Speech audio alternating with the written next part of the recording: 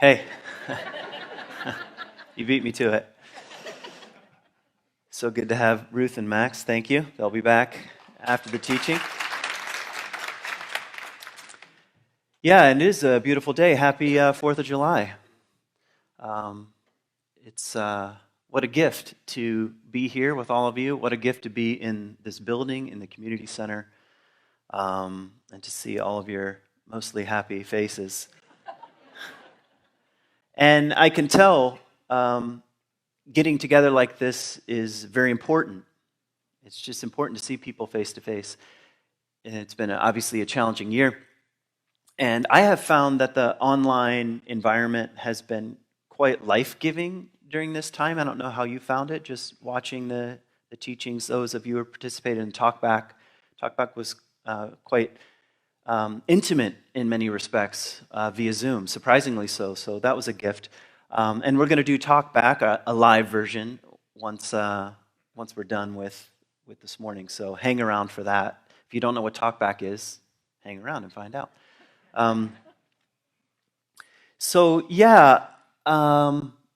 Just one quick announcement, and then a reminder to please read the newsletter. It should be coming in your email inbox every week, and you should click on it and open it, and then let your eyes start going down reading words, because it's a great newsletter anyway. There's lots of good information. It keeps you up to date. Everything from community concerns to what people are up to upcoming teachings and musicians, and it helps us stay connected, and we're not passing out the old school bulletin thing right now. We'll discuss if we'll go back to sort of a hard copy of something, but we're not doing that for the time being for obvious reasons. And just want to remind you, the place to get information is the newsletter, which means if you haven't been reading it, you might not know what I'm about to say, which is we're going to begin gathering in person every week starting August, the first Sunday in August. So yeah, I'm very excited about that. Yeah. And we do hope to continue our online engagement every week. We'll also be live on Facebook, and you can, if you're not here, you can tune in that way, or you can tune in when it's over, or sometime later that week. The online community has been an important part of the last year and a half, so we want to continue to do that. So yeah, first Sunday in August, and then from that point on, what happens in September? Is it Labor Day or Labor Day? They're the same holiday to me. They've merged into one. I cannot keep them apart. So Labor Day, we will not be in this building. We're going to take that week off, or we'll have something online. We haven't quite decided that, just because a long time ago someone wanted to reserve this space in the community center, and we went ahead and said, sure, you can have that for Labor Day weekend. So we won't be here, so that's just file that away. But start spreading the word. Friends, relatives, people who haven't been here, enemies, they're all welcome here starting August, the first Sunday in August from that point on. So I think that's it for really brief announcements. Our plan this morning is I'm going to talk for a while, as I usually do, and then Max and Ruth will be back up for a few songs. So that's where we're going. If you have been paying attention, I've been in a year-long series that I have called Meaning Matters. And I called it that because it's a belief I have, that meaning matters, and the pursuit of meaning is part of how I would even describe or define the good life as a pursuit of meaning. And that means you're sort of walking through the world half knowing what you're doing and half not knowing what you're doing. Otherwise, it would all be sort of tied up in a nice, neat box and say, I have all the meaning I need, thank you very much. So the pursuit of meaning, I think, requires a certain amount of humility and a certain letting go of the ego's hubris, as the Greeks like to call it. Inflation, like Icarus thinking he can fly too close to the sun, only to have the joints of his wings melt a bit and crash into the ocean. So you don't want to crash into the ocean. That's what the Greeks are saying. And the pursuit of meaning requires a certain amount of humility, as I'm saying. And the plan was this year to look at a different word each month. And I have found it life-giving to me, just as a teacher, having to wrestle with a new word each month. And there's even something about looking carefully at a particular word that opens up the conversation of meaning and what is a meaningful life and what does this word even mean? and sometimes just my news consumption has gone down significantly. I really want to encourage you to do exactly what I'm doing. I looked at my phone. This is a miracle, actually. And it sounds like I'm bragging because I am a little bit. So every Sunday, my phone gives me an alert that tells me what my screen time is. And it's always a devastating alert, you know. And today, I'm not making this up, it said, you have been averaging 19 minutes on your phone. I was like, it's a miracle. I've become enlightened, okay? I have no idea why, other than I deleted a few apps on my phone, like Facebook. So, anyway, why was I even saying that? What was my point, honestly? Talk about hubris. I just flew a little too close to the sun, bragging about my down screen time. Anyway, what I was going to say, my news consumption has gone down, but when it was at full tilt, one of the questions that was obvious to me it's very simple. What do people mean when they say fill in the blank?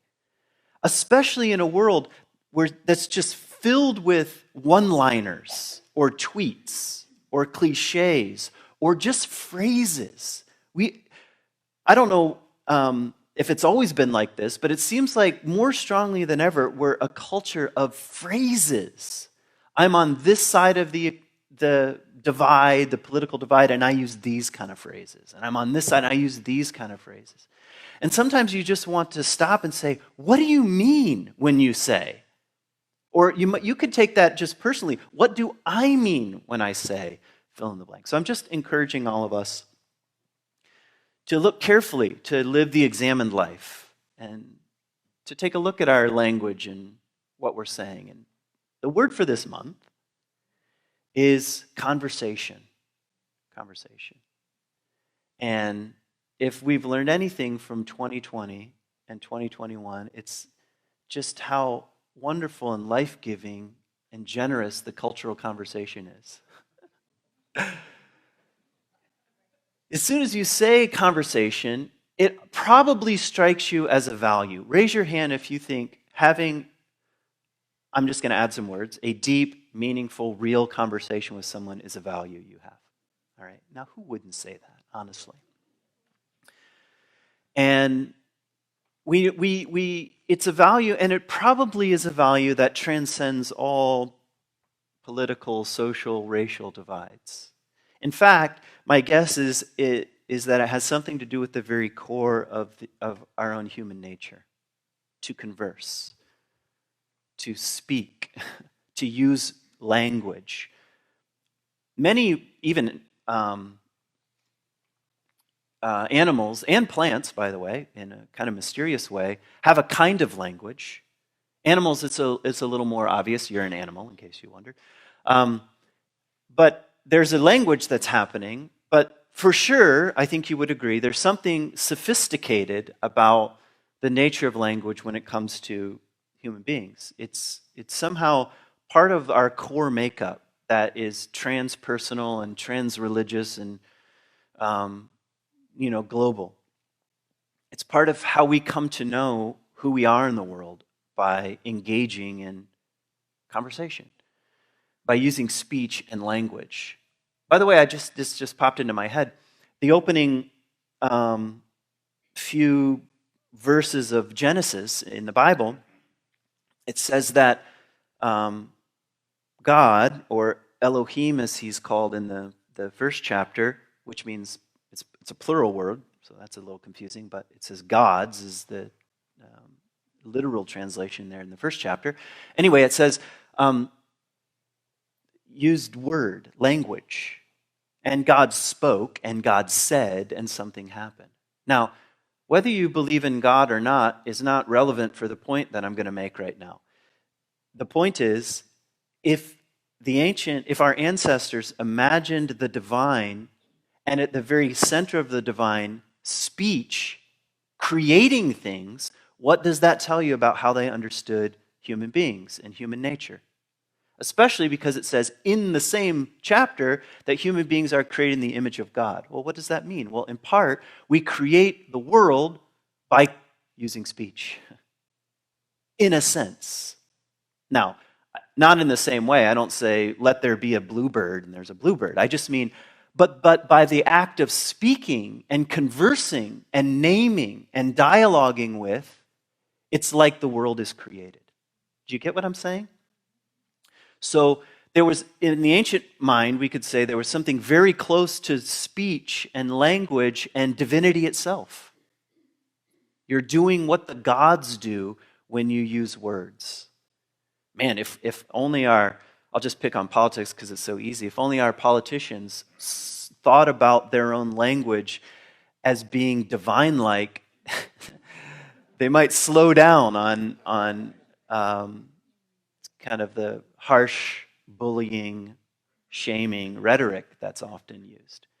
And if that's true, if our speech is divine-like, so to speak, that means it also can do tremendous damage, correct? And like I said, the last year and a half there have been many examples of that, which I really don't need to go into. I was going to start with a poem, and I forgot. So here's a poem. This is now the beginning of my talk. Yeah, this is the preamble. This is a poem by David White, who really inspired this whole year-long series. Anyway, I won't tell you how right now. I do like David White. Here's a poem called Everything is Waiting for You. Everything is waiting for you. Your great mistake is to act the drama as if you were alone. Your great mistake is to act the drama as if you were alone. As if life were a progressive, cunning crime with no witness to the tiny, hidden transgressions. To feel abandoned is to deny the intimacy of your surroundings. To feel abandoned is to deny the intimacy of your surroundings. Surely, even you at times have felt the grand array, the swelling presence, the chorus crowding out your solo voice. You must note the way the soap dish enables you. The window latch grants you courage. Alertness is the hidden discipline of familiarity. Alertness is the hidden discipline of familiarity. The stairs are your mentor of things to come. The doors have always been there to frighten you and invite you. And the tiny speaker in the phone is your dream ladder to divinity. Put down the weight of your aloneness and ease into the conversation. Put down the weight of your aloneness and ease into the conversation. The kettle is singing, even as it pours you a drink.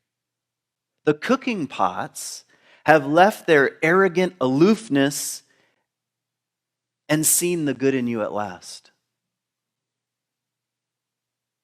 All the birds and the creatures of the world are unutterably themselves. Everything, everything, everything is waiting for you.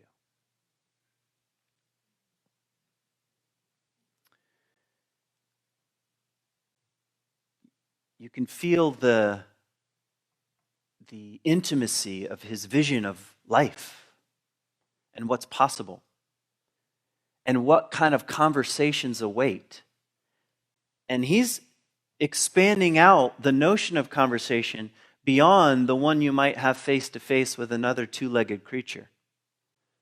But the kind of conversation that's possible with the tea kettle and your aloof pots and pans and the window latch and the door and the stairs up and down, which are mentors, and all the creatures, which are unutterably themselves. And let me remind you of the opening line. Your great mistake is to act as if you were alone. It doesn't mean that we don't feel alone. It doesn't mean that loneliness isn't a felt experience and is even an important experience. David White has a whole essay just on the beauty of loneliness. You should read it. But to act as if we're alone, do you even feel how that is a kind of shutting down of conversation? It shuts it down. Like a curtain is drawn between me and the world. And we do find ourselves drawing the curtains. And sometimes it feels like life draws the curtains and it's no choice of our own. It's like just the ordinariness and ordinary sufferings of life draw the curtains sometimes, and it feels like I am alone and I have no one or nothing to converse with. And he's sort of luring us back to a more intimate and vulnerable conversation with everything in our life. I'm going to read the poem at the end again and maybe say a few more things about it. So, as I like to do at the beginning of each word, if I remember, it's to talk a little bit about etymology, the origin of words. Because to do so is like to discover little hidden treasures. It's like to follow the rainbow back to the pot of gold. Did I mix that up? That's the leprechaun thing, right? Yeah, okay. Yeah, you just follow the rainbow and see if you can discover the little hidden treasures. So here are some root definitions here. To converse means to live among. To live among. Huh. Another meaning of the word converse or conversation is familiarity. To converse is to participate in familiarity. Here's another one, more directly, intimacy. To converse, to be in a conversation, is to experience a kind of intimacy. Like when your pots and pans leave their arrogant aloofness and see the good in you at last. And here's my favorite one, and this comes from the Latin. It means a place of dwelling. A place of dwelling. It's a home. That's the origin of conversation. To be in conversation is to come home somehow. To find a place of dwelling. Sometimes I think when you're in conversation with another human being, it's not that you're in two separate houses. Like, I'm in my house, and I really want you to understand what it's like in my house. And then, the other person's there in their house, and really want you to understand what. What the word is suggesting is when you really converse, it creates a third house where you meet each other. Do you feel the difference? And again, back to my opening line about meaning, that requires something like half of me knows what I'm talking about and half of me doesn't. Half of me knows who I'm talking to and half of me has no idea who I'm talking to. Half of me knows, here's the kind of thing I'd like to be talking about with so-and-so. The other half says, I have no idea where it's going. See, that creates the possibility for the third house of belonging or place of dwelling to emerge. If you've ever been in a really intimate conversation, when you're done, it feels like, how did that happen? Like, what was that? And whatever that was never existed until that moment. Really. It never existed. That's why sometimes when you get together with old people, I don't mean old people, I mean, it's a Freudian slip of some sort. Go on. Yeah. I don't even know what I was going to say about that. When you get together with old friends, yeah, and you try to have that conversation that you had before again, it doesn't really work. Remember that time when we were, because the magic of the moment is gone. It's gone. It's now time for a new house to emerge. That's why people who I tell the same stories a lot, so I'm about to criticize myself, but when you're with some people that they end up telling the same story all the time, you're just bored. It's just boring. It's like, yeah, I know you told me that last time, we were together. So it's like, let me read you something else from David White. This is from an interview that he did with Krista Tippett. He says there's a frontier. There's a frontier between what you think is you and what you think is not you. There's a frontier, a border, between what you think is you. I like that phrase, you think is you. You're not even that convinced. What you think is you and what is not you. That could be something internal, what I don't know about myself, or something external, what I don't know about so-and-so, or about the world, or about the way the wind moves across the lake, or what is wind, or any of those things. There's a frontier between what you think is you and what you think is not you. It's astonishing how much time human beings spend away from that frontier. Now, why would we want to spend time away from that frontier? Because sometimes it's just more comfortable, because frontiers are kind of dangerous. They're edgy. You don't know what will emerge. You don't know what will happen. Human beings abstract themselves out of their bodies, out of their direct experience, and out of a deeper, broader, and wider possible future that's waiting for them if they hold the conversation at that frontier level. So he's saying if you can walk out to the edge of your life, what you think you know about yourself, what you think you know about the other, what you think you know about the world, walk out closer to the frontier and check in with your actual felt experience, your body, your heart, your mind, your skin, what's going on right now, the sun, the way it's coming in the window there, the roof, whatever. He says, hold the conversation at that frontier. Then this is, he follows it with this. Half of what's about to occur is unknown, both inside and outside of you. Half of what's about to occur is unknown inside or outside you, if you can hold that frontier. If you can walk that exposed to other people and to the world. Half of what you're going to experience is totally unknown. Now, who would want to live like that? Well, the soul says, I would like to live like that. The small self says, nah, I'm good. I wouldn't want to have to learn anything. I wouldn't want to have to change. I wouldn't want to have to be surprised.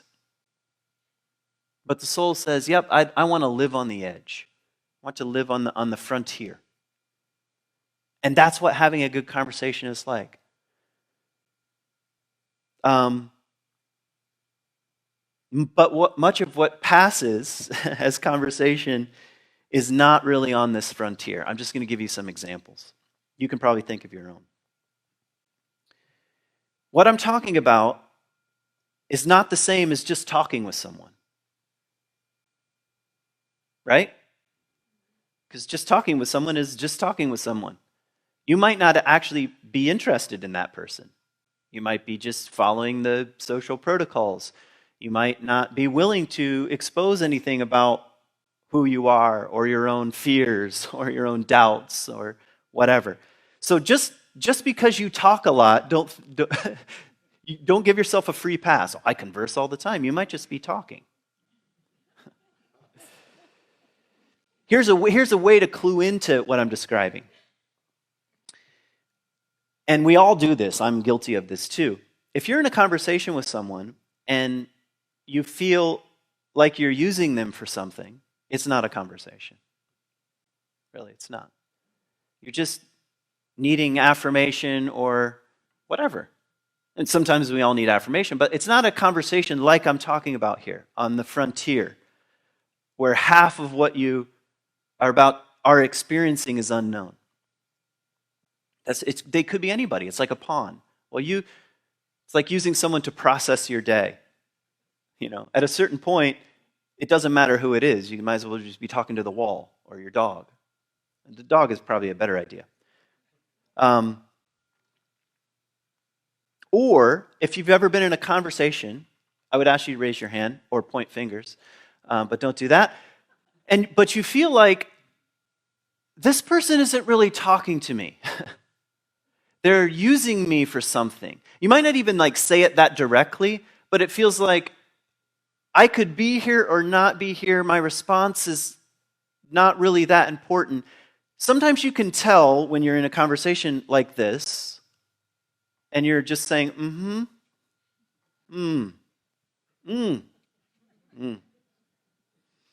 Now, you might not be engaging, or you might be being used in that moment. It's hard to know. That might be a clue that something is off about the waters here. I'm not really on the frontier. I'm just agreeing, or I don't want to rock the boat, or I've probably said this to you, so I'm sorry if I did, but if you say after a while, you're like, interesting. With what's interesting? You just said the word interesting and then went back to saying, Probably it means you're not interested, or what the other person is saying is not very interesting.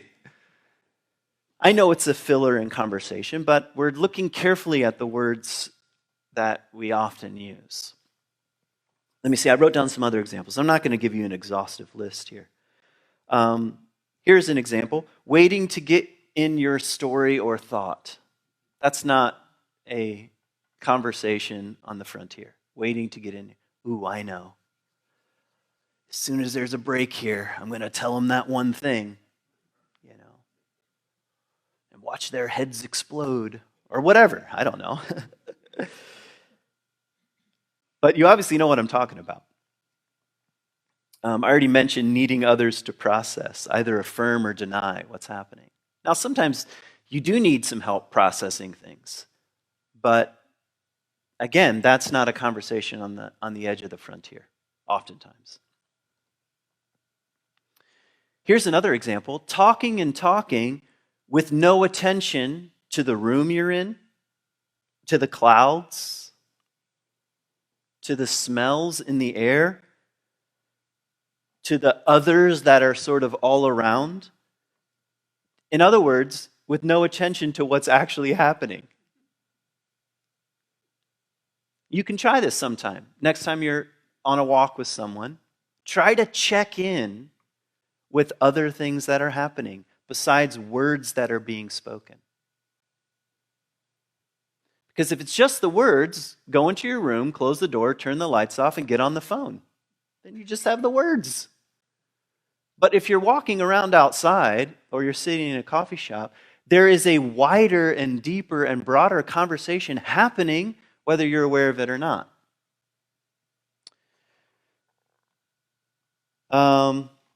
Here's an example that I'm prone to do: slipping into the same stories or jokes or moods of a group. I don't know if you have groups of friends that there's a certain vibe about them. Like, oh, these people are the funny people that like to quote from movies. And so then you're like, haha, remember that, like in The Big Lebowski, you don't bowl on Arab Shabbos. That joke is for like 3 of you. So, but then you're in that mode, and sometimes that can be fun. But all I'm saying is that's not a conversation like what I'm describing on the edge of the frontier. It's like social conformity. Here's a bunch of examples where the frontier conversation is not happening. Pundits, politicians, TV debates, and commercials. I mean, that sounds really plain, but there's nothing to learn there, really, much of the time. And maybe one final one. You're not going to admit this, at least right away, but thinking that you're slightly better than the person you're talking to, just slightly, and you're going to dole out some advice at the end of this. That's not a conversation on the edge of the frontier. Really. Sometimes people need advice. Okay. Oftentimes they don't need your advice. If there's a percentage, let's just make one up. 90% of the time, people don't need your advice. They need your presence. And presence is vulnerable.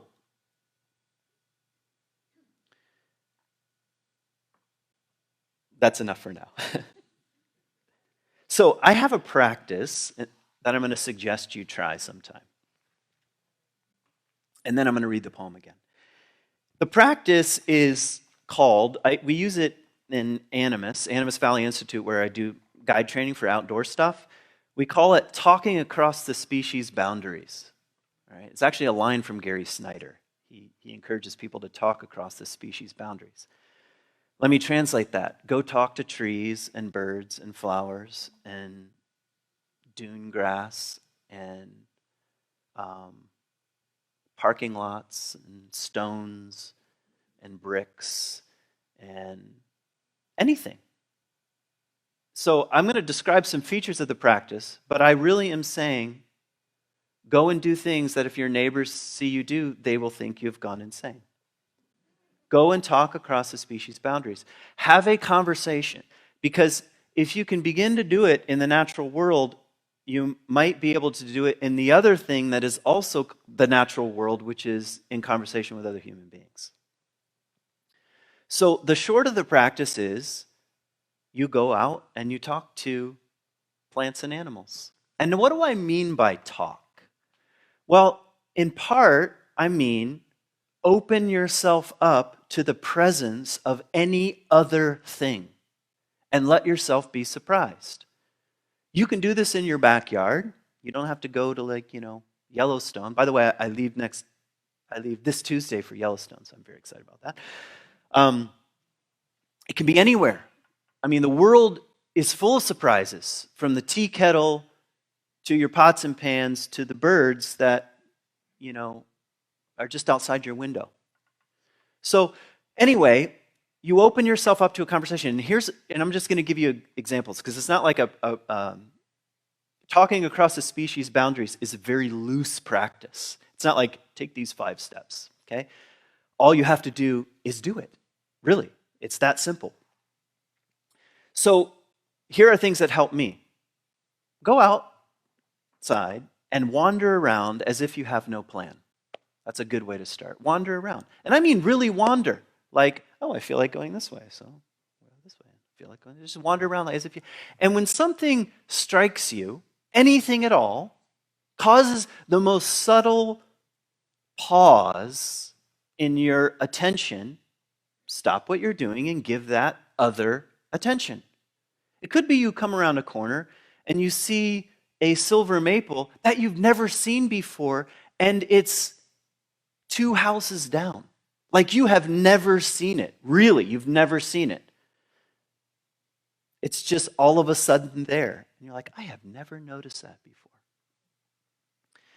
And then, when something like what I'm describing, we'll just take the silver maple, grabs your attention, then begin to soften all of your senses, all 5 senses, plus other ones. There's one ecologist that says that we have 58 senses. I won't give them all to you right now. It'll take too long. Start with the 5 senses and maybe a bit of your intuition. And really, actually, give yourself over like you would to a friend. Give yourself over to the object. Before you even open your mouth, what do I see? No, what do I really see? What do I really notice? If I look out there at that oak tree, I think it's an oak, it's hard to tell. Or, it doesn't matter, I was going to point to a different tree. And I say to myself, I see that those leaves are green, but I really start to look, how many shades of green are on this tree? Or what is the actual shading and coloration of the bark? Just look at it.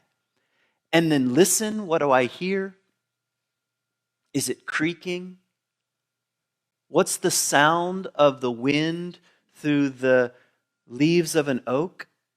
Or I have a cottonwood in my backyard. Have you ever heard of cottonwood? I mean, it's the most amazing thing. Really listen. By the way, I'm beginning to describe what it means to have a conversation across the species boundaries. If you're going to have a conversation, you have to start by listening. So you really listen and taste it. I mean, the oak leaf tastes a little weird, but it's not that weird. And breathing in, exchanging oxygen. What do you smell next to this being? This silver maple, this oak, this cottonwood, this blade of grass, this salamander, this frog. That's opening yourself up. That's talking across the species boundaries. And then if you have the courage, you should introduce yourself. Yes, to the tree. And you can use whatever name you want. You can say, my name's Kent. I've been around since, 1976, the year of our Lord, the bicentennial. Whatever, introduce yourself. And I mean really, do it out loud. And if someone sees you, just keep going, okay? But really, what would you have to say? And then the polite thing to do, especially if you want to make a good impression, is tell the other what you notice about them. Hey, I like the way that your branches kind of like cover the sidewalk here, and I just have so appreciated the shade. And I really appreciate in the middle of winter that you drop all your leaves and a little more sunlight can come through on the sidewalk as I'm walking by, because I just appreciate that. I don't know, whatever. I mean, be spontaneous and don't plan. You know what's really boring when you get together with a friend and they tell you what they were planning to tell you without stopping? That's boring. Don't do that to the tree. So just introduce yourself and have a conversation out loud if you have the courage. After you introduce yourself, I'm almost done with the practice, then go back to listening. What do you really notice? What do you sense? What do you feel? Open up to your other windows of knowing, as I talked about a couple years ago. What do I imagine? What's my intuition say to me? What feeling comes over me as I'm speaking to this being? Have you ever, this happens to me occasionally with trees. All of a sudden it will occur to me, it gives me kind of like a creepy feeling. The good kind of creepy. That might not make sense to you. When I just realize this being is far older than I am and will outlive me. That's a strange feeling. Like, wow.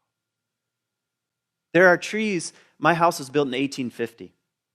There are trees on my property that are far older than the house. That's strange, What were you doing here all this time? And we'll probably outlive, at least some of the trees will outlive the house, and certainly outlive me. That's the deepening of the conversation. Now you're on the frontier between what you think is you and what you think is not you. And we can go full scientific here. Our particles are enmeshed in all things. There's an exchange, there's an energetic exchange happening on the quantum physic level between things. I know we think it's just me and my body and I'm, whatever, me against the world. It's false. There is a conversation happening on the physical level of which our conscious minds are not that aware. All right, so I've said enough. I'm going to end with the poem, then let's listen to some music. Everything is waiting for you. Everything is waiting for you. Your great mistake is to act the drama as if you were alone, as if life were a progressive, cunning crime with no witness to the tiny hidden transgressions. To feel abandoned is to deny the intimacy of your surroundings. Surely, even you at times have felt the grand array, the swelling presence, the chorus crowding out your solo voice. You must note the way the soap dish enables you. The window latch grants you courage. The alertness hidden in the discipline of familiarity. Alertness is the hidden discipline of familiarity. The stairs are your mentor of things to come. The doors have always been there to frighten and invite you. And the tiny speaker in the phone is your dream ladder to divinity. Put down the weight of your aloneness and ease into the conversation.